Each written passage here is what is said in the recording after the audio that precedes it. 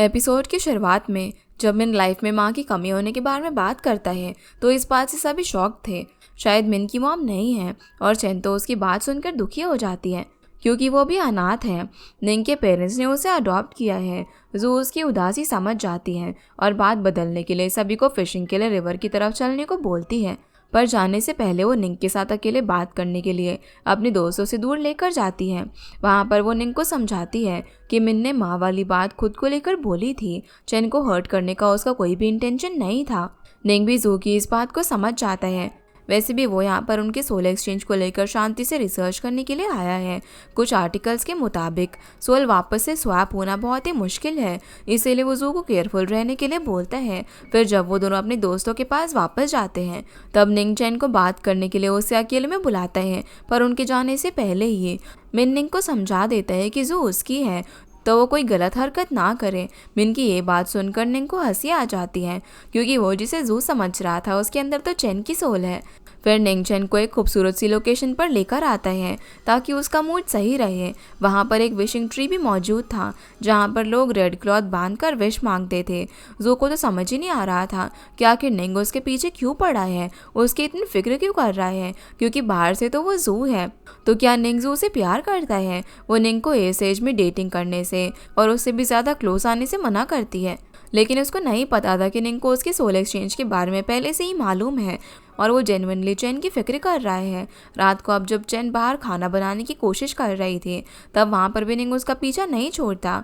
उसकी हर छोटी छोटी बात का ध्यान रखता है, उसकी हेल्प करता है। हैंक को भी चेन की फिक्र थी तो वो भी चेन की हेल्प करने में लगा था। मैंने उसकी इस हरकत से बहुत ही चिढ़ रहा था क्योंकि उसकी नज़र में वो जू है, उसकी चाइल्डहुड का प्यार। तो भला वो दो लड़कों को जू के पास कैसे बर्दाश्त कर रहे। इसी नोकझोंक और हंसी मजाक के साथ वो लोग रात का डिनर बहुत एंजॉय करते हैं। इसे भी चेन और मिन निंग के बारे में बात करते हैं क्योंकि वो कुछ ज़्यादा ही चेन के करीब आ रहा था। साथ ही दोनों चेन यानी कि जू और हैंक को मिलवाने की कोशिश कर रहे थे। हालांकि चेन का प्लान था कि वो जू और हैंक को करीब लाए क्योंकि उसे लगता है कि स्कूल के हर लड़के की तरह हैंक भी जू से प्यार करता होगा और हैंक को तो उनके सोल स्वैप के बारे में पता है, तो उसकी नज़र में चेन ही जू है। पर यह बात मिन को पता नहीं थी। उसे लग रहा था कि वो चेन और हैंक को मिलवा रहा है, पर रियलिटी में वो अपने प्यार जू को हैंक के करीब लाने जा रहा था। बस दोनों के प्लान के हिसाब से चेन जू को सरप्राइज देने के बहाने एक जगह पर खड़ी होने का बोलकर चली जाती है और मिन भी कोई बहाना बनाकर हैंक को जू के पास भेज देता है और चेन छुपकर उन दोनों को दूर से देखने लगती है। यहाँ तक कि दोनों एक रोमांटिक माहौल क्रिएट करने के लिए वहाँ की फेरी लाइट्स को भी ऑन कर देते हैं, पर इन सब से दोनों समझ जाते हैं कि उन्हें चेन और मिन बेवकूफ़ बना रहे हैं। ऊपर से उन्हें चेन और मिन वहाँ पर छुपे हुए दिख भी जाते हैं जिन पर दोनों काफ़ी गुस्सा करते हैं। जू तो वहाँ से नाराज़ होकर अपने रूम में चली जाती है। तब चेन मिन को उसे मनाने के लिए भेज देती है। फिर उसके जाने के बाद वह हैंक को समझाती है कि वो सिर्फ उसे और जू को करीब लाना चाहती थी। यही तो चांस है हैंक का अपने क्रश के करीब आने का, लेकिन हैंक के मुताबिक जू उसकी क्रश है ही नहीं। हाँ, वो जू को खूबसूरत ज़रूर मानता है पर वो उससे प्यार नहीं करता क्योंकि उसे कोई और पसंद है जो वो अब उसे बताना नहीं चाहता। और उसके हिसाब से चेन को उस पर नहीं बल्कि निंग पर ध्यान देना चाहिए। उसने कभी सोचा है कि निंग जू के इतना करीब क्यों आ रहा है जबकि उसे उनके सोल स्वैपिंग के बारे में पता भी नहीं है। कहीं ऐसा तो नहीं है कि निंग जू से प्यार करता है, क्योंकि चेन तो बाहर से जू है। हैंक की ये बात सुनकर चेन सोच में पड़ जाती है कि पता नहीं क्यों उसे निंग की जू को लाइक करने वाली बात अच्छी नहीं लगी।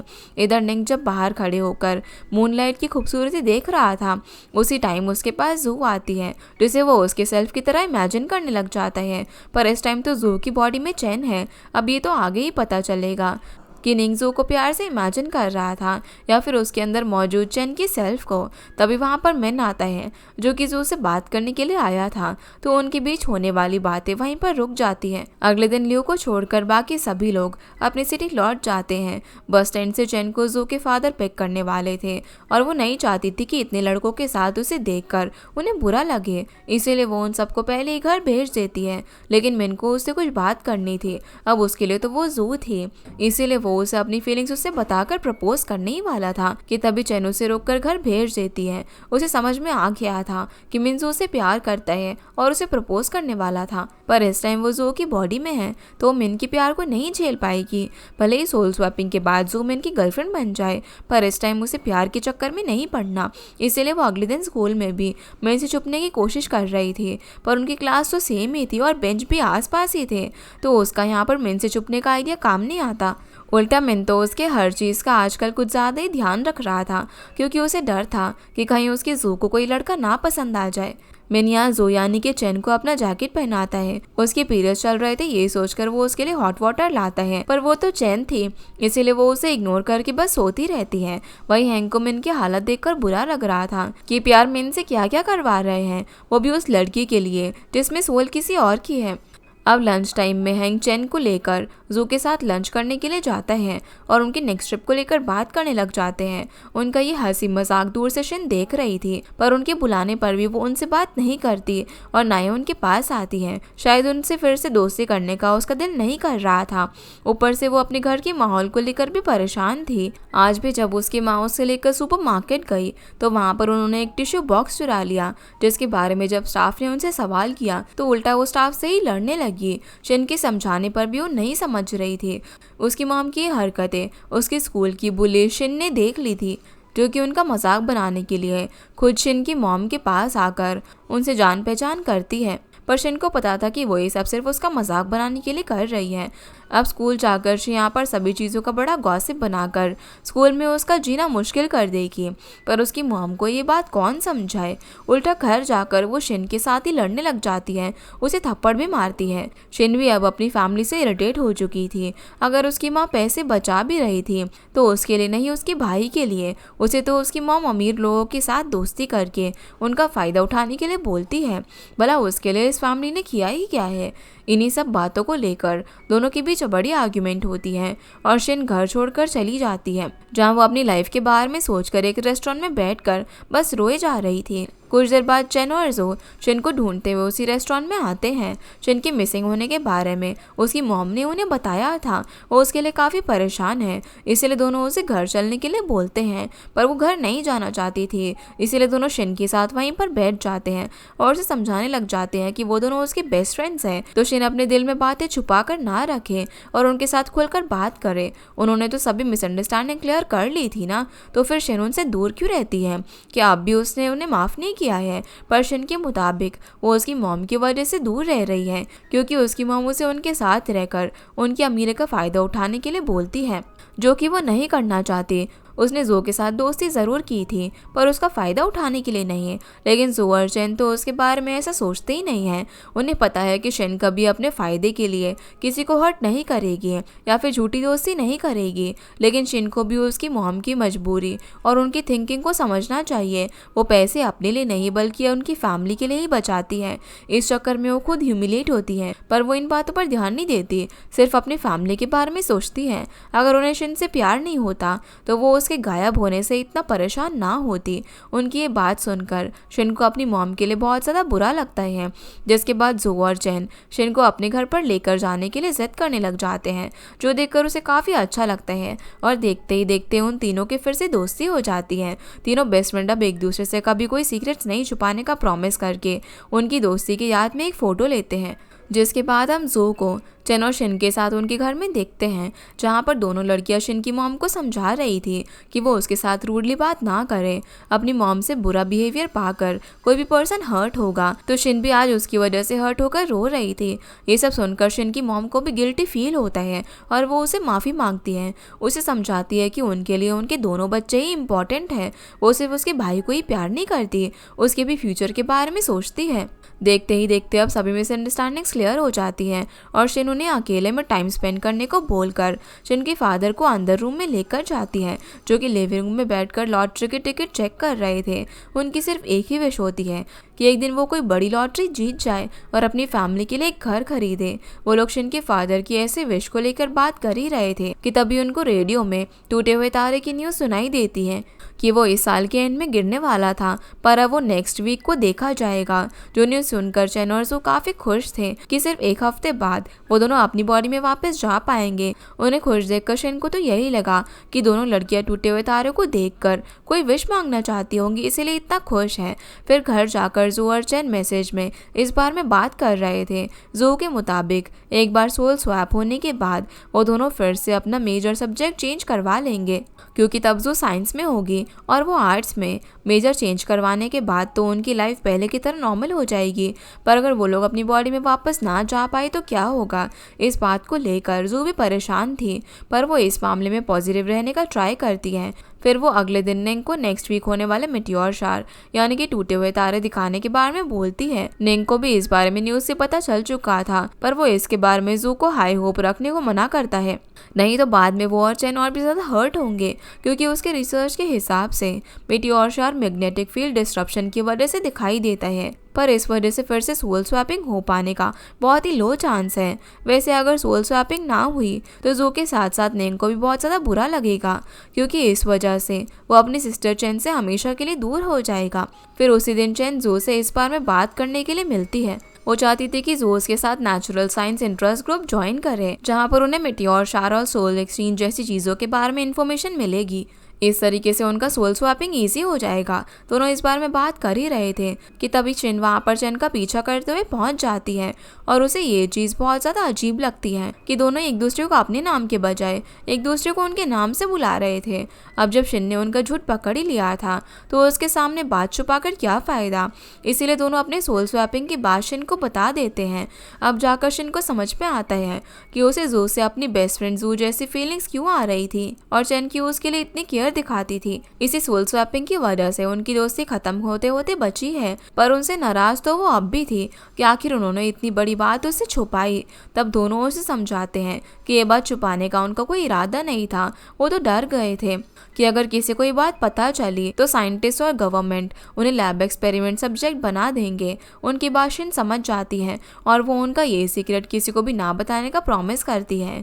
ये सच्चाई शिन को पता चलने से सबसे ज़्यादा चैन खुश थी कि इसी बहाने से अब शिन को उसकी बेस्ट फ्रेंड जू तो मिल गई, जिससे वो इतने दिनों से उसके अंदर ढूंढ रही थी। रात को अब चेन और जू सोल स्वैप करने के बाद किस चीज़ को ज़्यादा मिस करेंगे इस बारे में बात कर रहे थे। अब यहाँ पर चेन तो जू की मॉम के हाथ का बनाया हुआ खाना बहुत ही मिस करने वाली थी और जू के मुताबिक वो निंग को सबसे ज़्यादा मिस करेगी। उसकी ये बात सुनकर चेन इतनी ज़्यादा शॉक हो जाती है कि वो उसका फ़ोन ही काट देती है। उसे समझ नहीं आ रहा था कि आखिर जू निंग को क्यों मिस करेगी, क्या वो निंग को प्यार करती है और क्या निंग भी उसे प्यार करता है। वहीं जू को समझ नहीं आता कि आखिर चेन ने उसका कॉल कट क्यों किया, शायद नेटवर्क की वजह से कट हो गया होगा। तभी लिविंग रूम में निंग आता है जो कि उसे सोल एक्सचेंज को लेकर कुछ स्टडी मटेरियल रीड करने की बात कहता है, पर जू भी जानती थी कि निंग ये सब इसीलिए कर रहा है ताकि उन सोल एक्सचेंज मटेरियल के बहाने चेन को सोल एक्सचेंज की बात इजीली समझ में आ जाए। यहाँ पर निंग उन दोनों से ज़्यादा टेंशन में था कि अगर सोल स्वैप ना हुई तो क्या होगा। अगले दिन अब जू कल रात कॉल अचानक से कट करने की वजह चेन से पूछती है, तब वो बहाना बना देती है कि उसकी मॉम रूम में आ गई थी इसीलिए उसने कॉल काट दिया था। ये सुनकर जू कल रात उनके बीच हुई अधूरी बात को पूरा करते हुए उसे बोलती है कि वो सोल स्वैप होने के बाद अपनी बॉडी में जाकर सबसे ज़्यादा निंग को मिस करेगी, क्योंकि वो उसे प्यार करती है। वो जब अपनी मॉम के साथ इस हाई स्कूल में एडमिशन लेने के लिए आई थी तब उसने निंग को पहली बार देखा। वहाँ वो स्टूडेंट काउंसिल में था। तब से लेकर आज तक इन 418 डेज से वो निंग से प्यार करती आ रही है। जू की ये बात चेन के लिए काफ़ी शॉकिंग थी और वो उसके सामने निंग की बुराई करने लगती है, लेकिन जू के मुताबिक निंग जैसा परफेक्ट लड़का कहीं पर भी नहीं है। वो काइंड है, हैंडसम है और इंटेलिजेंट भी है, इसीलिए वो उसे इतना प्यार करती है और सोल स्वैपिंग ने उसे निंग के करीब आने का मौका दिया है। अभी तो उसकी निंग से अच्छी दोस्ती भी हो गई है। वो बस ये चाहती है कि सोल स्वैपिंग के बाद चेन निंग को पाने में उसकी हेल्प करे। अब जू की ये सारी बातें चेन को बेचैन कर रही थी। निंग को लाइक करने वाली जू की बात उसे ज़रा भी अच्छी नहीं लगती, इसीलिए वो वहाँ से चली जाती है। चेन को अब हैंग की बात भी याद आती है, जिसके हिसाब से निंग जू से प्यार करता होगा। तो अगर दोनों एक दूसरे से प्यार करते हैं तो भला इसमें वो क्या ही कर लेगी। यही सब बातें सोचकर चेन क्लास की तरफ आ रही थी, तभी वो हैंग से टकरा जाती है और अपना फ्रस्ट्रेशन उसे पीट पीट कर निकालती है। तब हैंग को लगता है कि चेन के पीरियड्स चल रहे होंगे, इसीलिए उसका मूड इतना ख़राब है। फिर हैंग बाहर जाकर चेन के लिए हॉट वाटर और ढेर सारे पैड्स लेकर उसे देता है। वो सभी पैकेट्स को अपनी बॉडी में छुपा कर लेकर आया था।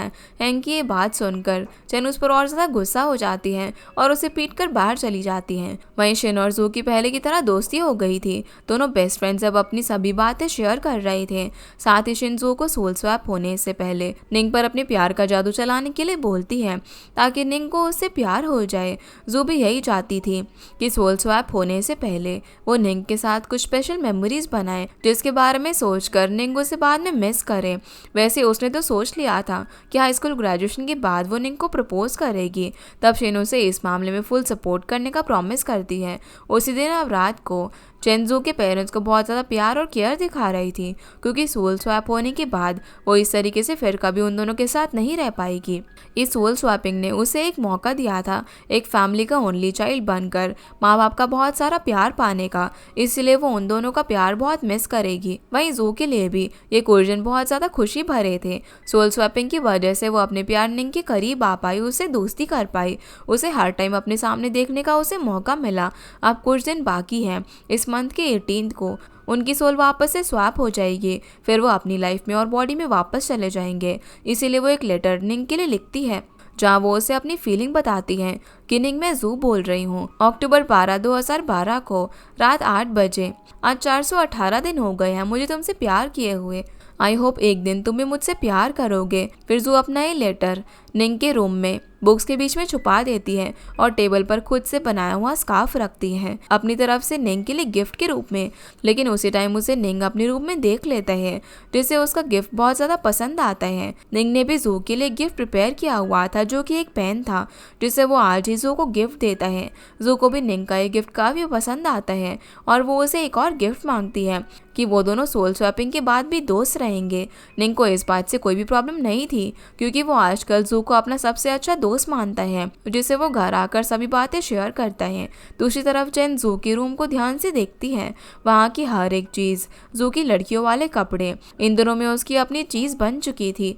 वहीं पर वही नेकलेस था जो कि जू की मॉम ने उसे उनकी बेटी जू समझकर गिफ्ट किया था। उसने जू की सभी चीज़ें यूज़ तो कर ली, पर इन सब में उसका कोई भी हक नहीं है। उसे जो इन दिनों में एक प्रिंसेस की तरह प्यार दिया गया है जू के पेरेंट्स की तरफ से, वही उसकी सबसे बड़ी गिफ्ट है, क्योंकि उसने कभी नहीं सोचा था कि उसके जैसी अनाथ एक फैमिली की ओनली चाइल्ड बनकर इतना प्यार पाएगी।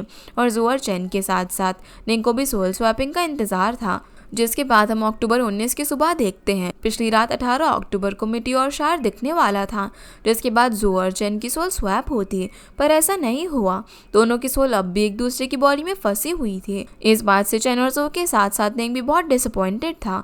अब भला दोनों करते ही क्या, इसीलिए दोनों फिर से अपनी डेली रूटीन फॉलो करने लगते हैं। पर आज जब निंग जू को स्कूल ले जाने वाला था, तो जू पेट दर्द का बहाना बनाकर उसे पहले स्कूल भेज देती है और फिर उसके जाने के बाद जिंग के लिए लिखा हुआ लेटर निंग के रूम से जाकर चेक करती है। अब तक निंग ने उसका लेटर नहीं पढ़ा था। ये जानकर वो एम्बैरेसमेंट से बच जाती है और जब वो अपना बनाया हुआ स्कार्फ निंग की अलमीरा में देखती है तो उसे खुशी मिलती है, क्योंकि निंग ने उसका दिया हुआ गिफ्ट काफी संभाल कर रखा हुआ था। वहीं जू के फादर मिस्टर वू आज बिजनेस ट्रिप के लिए निकल गए, इसीलिए वो चेन को स्कूल नहीं छोड़ पाए।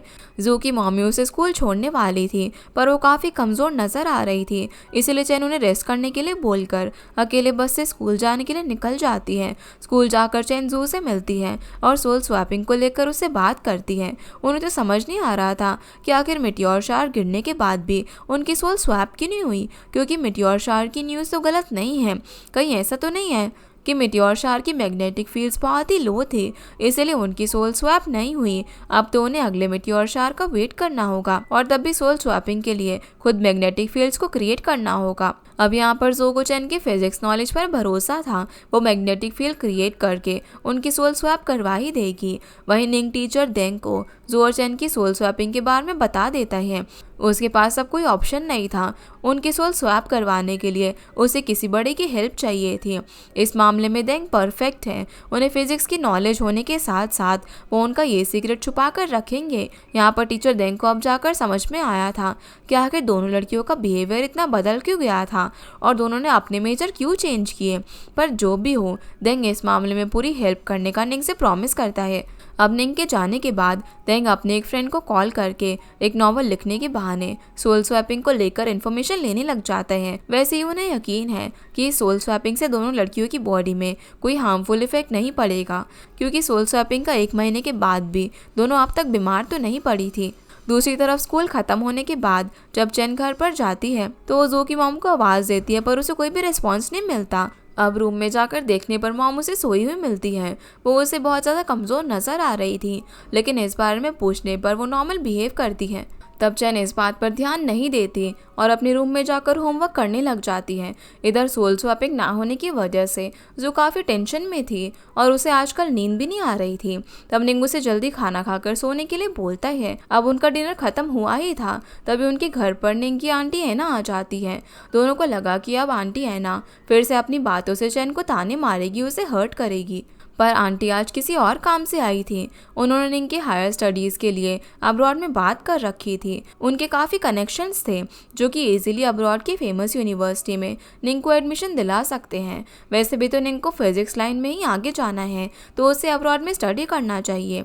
ये चीज़ उसके फ्यूचर करियर के लिए बेनिफिशियल होगी। पर निंग इस मामले में अभी कोई डिसीजन नहीं लेना चाहता था। तब एना जो से निंग को समझाने के लिए बोलती है, पर जो इस मामले में इंटरफेयर नहीं करना चाहती थी। अगर निंग को जाना होगा तब वो खुद अब्रॉड जाकर स्टडी करेगा और किसी के रोकने पर भी नहीं रुकेगा।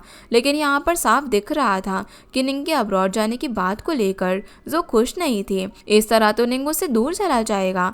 वहीं चैन जब जू के रूम में होमवर्क कर रही थी तब उसे बाहर कुछ टूटने की आवाज़ सुनाई देती है।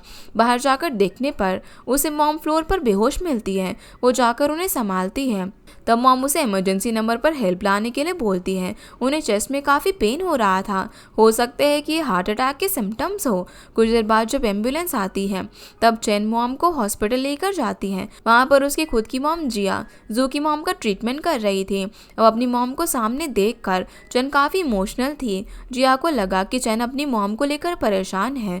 तब वो उसे कंफर्ट करती है और फिक्र करने से मना करती है। वैसे भी इस टाइम मॉम खतरे से बाहर है, उन्हें एरिथीमिया है। अब टेस्ट के बाद भी पता चलेगा कि ये किस लेवल पर है और उन्हें सर्जरी की ज़रूरत है भी या फिर नहीं। दूसरी तरफ जो निंग को अब्रॉड जाकर स्टडी करने के लिए बोलती है, क्योंकि इस तरीके से वो अपने करियर में बहुत बड़ी सक्सेस पा सकता है। पर निंग ने अभी तक कोई भी डिसीजन नहीं लिया था। उसे इस बारे में और सोचना था, क्योंकि उसका ये डिसीजन चैन पर भी डिपेंड करेगा, क्योंकि वो अब तक चैन को हर चीज़ से प्रोटेक्ट करता आ रहा है, उसके आसपास रहकर। इधर चैन ने जू की मॉम की बीमारी के बारे में जू के फादर को बता दिया था, जिसके बाद वो अपनी बिजनेस ट्रिप छोड़कर हॉस्पिटल पहुंचकर मॉम से मिलते हैं। अब चैन इस बात से कंफ्यूज थी कि वो मॉम के बारे में जू को बताए या फिर नहीं। वैसे तो वो जू की मॉम है और उनकी हर बात जानना उसका हक है। चैन अगले दिन जू को इस बारे में बताने का डिसाइड करती है। इस बार में वो सोच ही रही थी कि तभी वहाँ पर उसकी अपनी मॉम जिया आ जाती है। अब उनकी नज़र में तो वो जू है, किसी और की बेटी, पर उन्हें ये पता था कि जो उनकी बेटी चैन की फ्रेंड है, इसीलिए वो उसे उसके बारे में बात करने लग जाती है।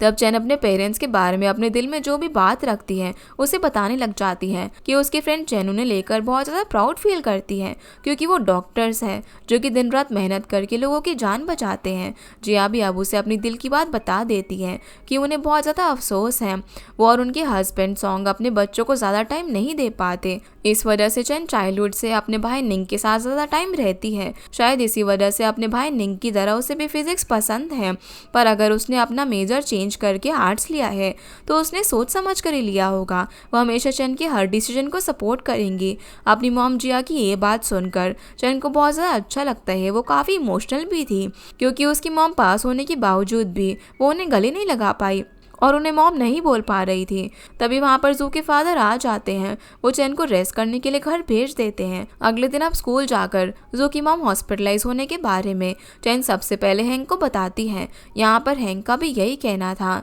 कि चैन को जल्दी जू को ये बात बतानी चाहिए अगर उसकी मॉम को कुछ हो गया, और इस बार में बहुत देर बाद जू को पता चला तो वो चैन को कभी माफ़ नहीं करेगी। ये सुनकर चैन तुरंत ही जू के पास जाकर उसकी मॉम के हॉस्पिटलाइज होने के बारे में बोलती है, जो सुनकर जू बहुत रोती है। वो तुरंत ही हॉस्पिटल जाना चाहती थी, पर चैन उसे किस तरीके से रोककर समझाती है कि वो इस तरीके से अपनी मॉम के सामने इमोशनली ब्रेक डाउन नहीं हो सकती। अगर उन्हें सोल स्वैपिंग के बारे में पता चला तो उनकी हेल्थ और भी ज़्यादा ख़राब होगी। इसीलिए उसने कल रात जू को उसकी मॉम की खबर नहीं दी थी। उसे पता था कि जू तुरंत ही हॉस्पिटल भाग आती और बहुत ही बड़ी गड़बड़ हो जाती। यहाँ पर जू चैन की बात मान तो जाती है, उसे उसके साथ हॉस्पिटल ले जाकर उसकी मॉम से मिलवाने की रिक्वेस्ट करती है। भले ही चैन उसे किसी फ्रेंड की तरह मिलवाए, तब चैन उसकी बात मान जाती है। और इसी के साथ हमारा ये एपिसोड यहीं पर ख़त्म हो जाता है। तो गाइस, ये थी आज की वीडियो एंड आई होप आप लोगों को ये वीडियो पसंद आई होगी। तो इस वीडियो को लाइक कर चैनल को सब्सक्राइब ज़रूर कीजिएगा। आपसे फिर मिलते हैं इस ड्रामा के अगले एपिसोड में। तब तक के लिए गुड बाय।